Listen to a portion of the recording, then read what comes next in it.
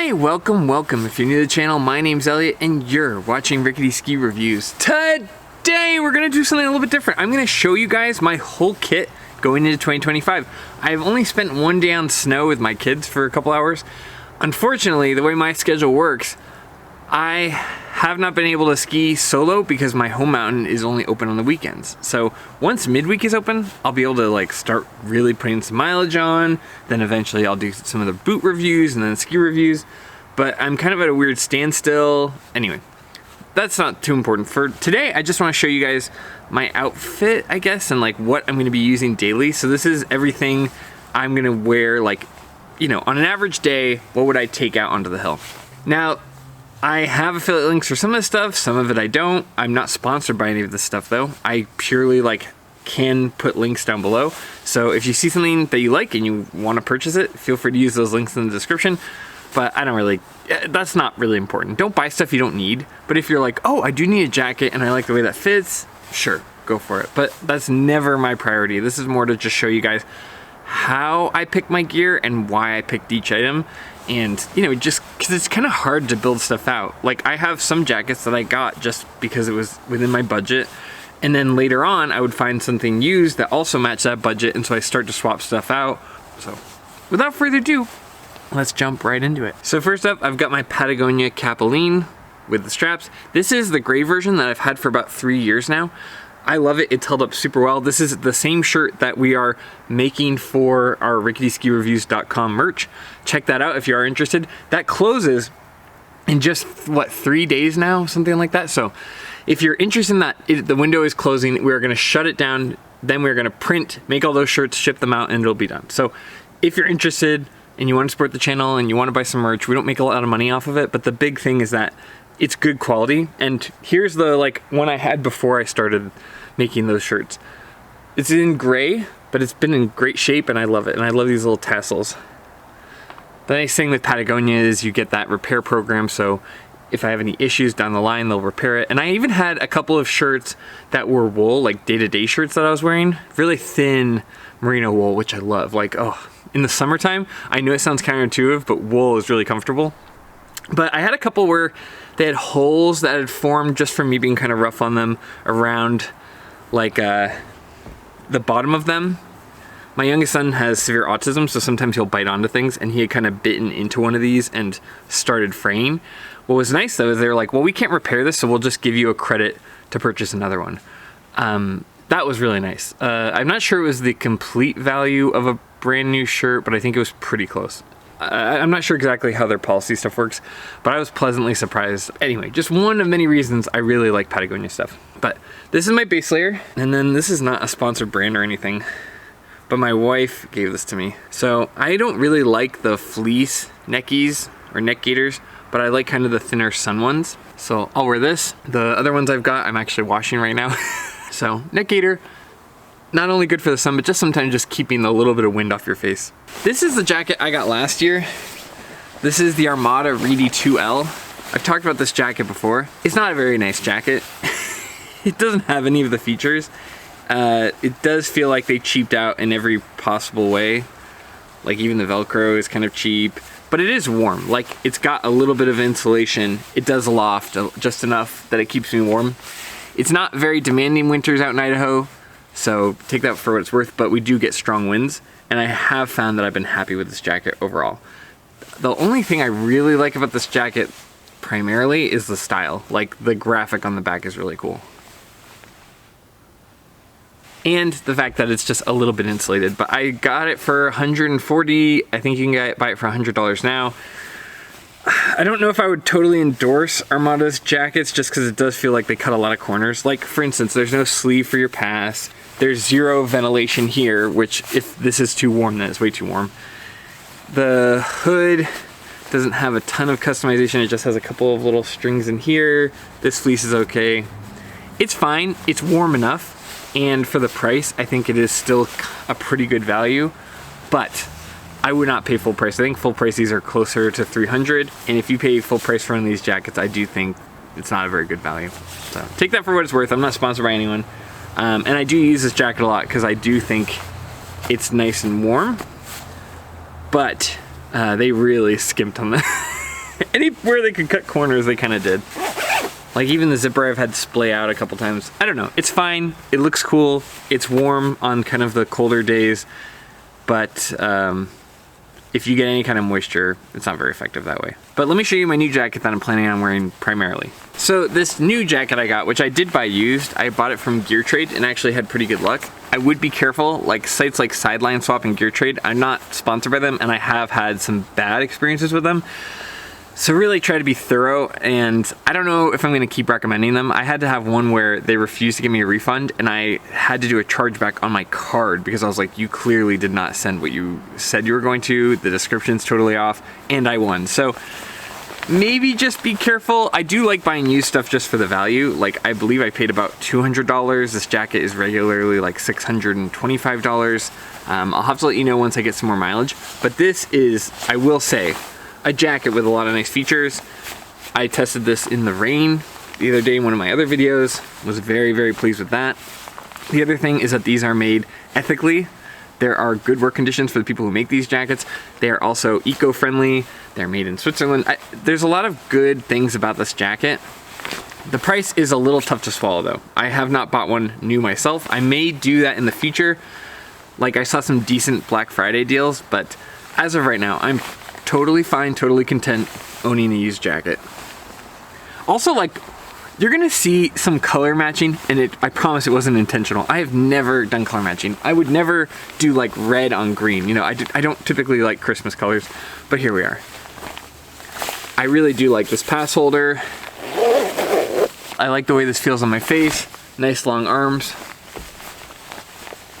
Very well thought out for the opening, for your mittens. Also, the thing Armada does is this little sleeve is so tight that I can't get my watch through. The Mammut one is definitely a nicer cut. I'm really happy with this jacket. And like I said, that one was like just enough to get by for last year. It's warm, it's more insulated, but this one's a little bit more of a shell, which is nice because my home mountain gets a ton of like really intense wind. It doesn't rain very often, or, you know, we do get a decent amount of snow, like we get good snowfall, but man, sometimes that wind is so brutal and like it's nice to just have a protective shell. Then I've got for Snowpants, nothing too crazy, but these are my Patagonia Powder Town bibs. I really like the bib. I like having kind of something to keep your middle section from being exposed in the snow, especially if you fall and you go into an awkward position. I'm gonna take this Nike off. I like these a lot. The side zipper can come loose sometimes, so I'm not crazy about that design. But it is better, I think, than just having the fly in the middle that like connects and comes apart if you get too bent over. I need bibs, maybe you don't, but I've been really happy with my Patagonia Snowpants. I also had a pair of Patagonia Snowpants like from way, way long ago that were black that I sent in and they repaired them, so very happy. They're plenty warm. They're definitely not the most waterproof, but I think I could probably put a little bit of extra waterproofing if I wanted to, but we don't get enough rain for it to matter too much. And then back behind me, I've got my Atomic Hawx Prime 120Ss. I'm a big believer in just doing the S series. I tried some touring boots and I almost even bought some, but I ended up returning them because I just didn't like the feeling of the touring. The flex is different. I felt like the performance, and there's too many like points of failure that could fall apart. I think if you're not backcountry skiing, I would just stick with regular boots. I think the performance and the longevity is better overall. The Prime is sort of the wider width. I didn't used to have a wider boot, but as I get older, I find it more necessary. And then back there you can see I've got my Atomic Hawx Prime 88 Ti's. I run those in a 176. Those are from 2023, something like that. They haven't changed since then. It's one of my favorite skis. It's a very easy, like grab it and it's gonna be good. And it has a little bit of Horizon tech, it's fun in the powder. You guys have heard me talk endlessly about the Atomic Maverick 88 Ti. If you wanna see more videos, I have whole reviews on it, but that is kind of just my daily kit, what I'm gonna grab and use most of the time. The one thing that's funny though, I got in a crash last year and one of the skis ripped the top sheet off of the other, and then Titanal started to flake off of there. When I sent in the warranty for Atomic, because I still have like 2 or 3 years warranty total, something, don't quote me on that. But they said, oh, well, that's not structural, so we're not gonna replace it, it's perfectly fine. And I was like, how is the Titanal not structural? It's in the name. I mean, this is my fault. I wasn't expecting a new ski or anything, but just the rationale behind it didn't make a lot of sense. So I'll put a video you can see, but I couldn't figure out, I was like, oh, I want to keep moisture out of there. What do? I sprayed some Flex Seal. You know the guy from the weird commercials where he slaps something on? So I sprayed these bad boys down with Flex Seal. Let's hope they last another year at least. But if you want my total honest opinion, I think these skis kind of have one foot in the rock ski grave. I hope not. I really love them. I could skin these forever, but just being honest. And then for pulls, I rock the Volkl Fantastic, or Fantastic, however you want to say it. The big thing that attracted me to these initially is the price was really good. I want to say these were $70 to $90, but they're made out of carbon, so they're really light. And I really like the handle on these. The strap also does a nice job not getting in my way. I like a nice loose strap. I've heard plenty of people tell me I hold my pulls wrong, but I think they're wrong. I don't know. But I think the biggest thing with pulls is just that you like the grip here. Yeah, super happy. A little bit of an open basket for some of the deeper powder days. It's not like a big backcountry powder basket, but enough that you can get by. I love these pulls. I've had them for 3 years. I don't think I'll ever get rid of them. Love the color, love the style, love everything about them. And again, I bought these with my own money. Nothing was provided by Volkl or anything like that here. But if you're looking for pulls, I'll see if I can find a link. I think I bought them at Evo, and I would guess they probably still have them, just different colors. It's funny, before my outfit was a little bit more coordinated, but now I have this giant red jacket. I don't know, it's like the same way I buy cars. People will be like, oh, you really like that color car? Like, I had a red car before. They're like, oh, you love red, huh? I'm like, no, that was what was affordable. That was the right price. All right, now let's get into the fun stuff. Helmet, goggles, all that jazz. I'll put the necky back on so you can see how it goes. If I look like a gaper, feel free to tell me. You won't hurt my feelings. I've been called worse things. I did the BMA junior program, and I'm not sure there's a lot people can say to me anymore. That would hurt me. All right, so for helmets, I actually did replace my old POC helmet from that crash I got. I sent POC a ticket, and I believe they gave me like 40 to 50% off of my new helmet from the crash. It's the same helmet, same color and everything, but I do want to let you guys know, when I get into crashes like that, I do replace my stuff. So this is a new helmet, but I was so happy with the performance of the old one. This is the POC Orc Cut MIPS with multi-impact. Those are not the same thing. I am a big believer in the MIPS, and especially POC. I've had nothing but good luck with POC helmets. That's what I trust to put my kids in. That's what I put my own head in. Nobody ever looks good with a helmet with no goggles. Also really like the ventilation here that's adjustable. And then during the summer sale, I did order new POC goggles. I've got a couple of different goggles I ordered actually because I'm gonna test them, but this is a whole different new like lens shape that they brought out I think a year ago or so. These are the POC Nexel Clarity. The one thing I like about these two, I was a little nervous about these little cheekbone parts, but it is nice because it keeps the goggles off of my sinuses.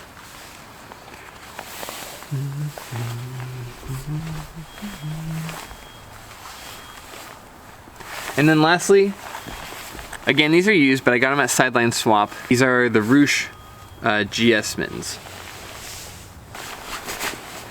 Now, I got these for about 40 bucks on Sideline Swap. Like I said, I've had really bad luck with Sideline Swap, but it's a little bit of a gamble, but these turned out to be great. I've had really good luck with getting old race mittens and race gloves. I don't think anybody makes nicer mittens than Roosh, at least that I've seen. There are some other brands that I haven't really dived into, but yeah. Here is my total ski outfit. Now some of this stuff is kind of color coordinated and it's totally on accident. For instance, the mittens are the same color as the zipper thing here, completely coincidental. Both the jacket and the mittens were bought like 6 months apart and bought used. Similarly for the goggles, I just got the lens that was similar to the other ones so I could do a side-by-side comparison. Now I will have links down below for all of this, but I don't care if you buy stuff, I really don't. I just wanted to kind of show you, in case you're curious, how I buy my stuff and how I kind of stack. For instance, with this shell, I will probably use a fleece underneath to kind of keep that balanced. Also, like, I would say that, yeah, like, yes, it's nice for colors to coordinate and everything, but I have always prioritized warmth and making sure that, like, the quality is good. Because, like, for me, at least, I'm probably skiing 70 to 100 days a year, so really, I just want the stuff to last. I don't really care. Like, I have a pair of my POC Retina XLs that aren't as, like, they don't block as much sunlight, so it can be a little tough on sunny days. But they've lasted me, what, 3 or 4 years now, and they've been excellent. And they've outlasted some of the other goggles I've had. So, you know, I'm a big believer in getting nice stuff, but prioritizing one thing or the other. Like I prioritize boots, helmets, goggles I do care about. I feel like visibility is more important than people sometimes say, but I'm not sponsored by any of these brands. Just wanted to show you what I'm going to be wearing going into the 2025 season. And some of this may vary. Like if it's really warm, I'll probably just wear a sweatshirt. Or if it's really warm, I've got these little half pipe gloves from Volkl that I use. So yeah, some of this will vary, but on an average day, this is what I'll be wearing. And the last thing I want to address is I had a comment asking like, Elliott, why are you so critical? Or I hate seeing you make negative videos all the time. And I try not to be negative, like just for the sake of being negative. I don't really seek out those kind of videos anymore. I'm not going out of my way to find curated videos anymore. But I was thinking about this, like kind of reflecting on like, why do I care so much about the quality of things? You know, like one is like, I'm really sensitive to textures, I think is part of it. But two, when I was a kid, I grew up in rural Vermont in like a not very high income area. I guess it is if you were vacationing, but I like lived in the town there. And a lot of the jackets I had growing up as a kid were used. I got them at the ski swap and someone else had them. So if you get a jacket and it, you know, it lasts you a couple years and then you put it in the ski swap, you may not care that much about quality. But when you're somebody who's trying to stay warm in Vermont, where it about once a year in northern Vermont, at least back when I was a kid, it would be -40. So a lot of your survival depended on something actually being high quality. I was thinking about this a lot with the Dope Snow and Montech video. Like, why do I care? Because I was the kid that was rummaging through the secondhand stuff, and if it wasn't good quality, then it would fail me later down the line. Now, I wasn't like destitute or anything, but it was, at least for getting ski gear, a lot of my snowboard boots, jackets, snowboards themselves or skis were bought at that ski swap. So it's like, yeah, you may not see it if you're just buying something, getting something, and then you don't really care about the back end. But there's always someone downstream who does care about that. So for me as a kid, that was me. And I quickly learned how to tell what stuff was going to hold up and what wasn't. And when it's -40, something keeping you warm or keeping you dry makes a big difference. There's an old saying, my mom was a nurse up in northern New England, and they had a saying, cotton kills, because if you got wet and it was -40, the cotton wouldn't get rid of the moisture. It would just like hang on to it and you get frostbite. I still have like some weird things where if my feet get really cold, it feels like I'm standing on cold pebbles. So I think just from a survival standpoint, I learned to like care about it, prioritize it, and make sure not to waste money on things that weren't going to keep me warm. Even the Armada jacket back there, like seeing how some of the like seams have started to fall apart over a year, I feel really embarrassed that I bought it.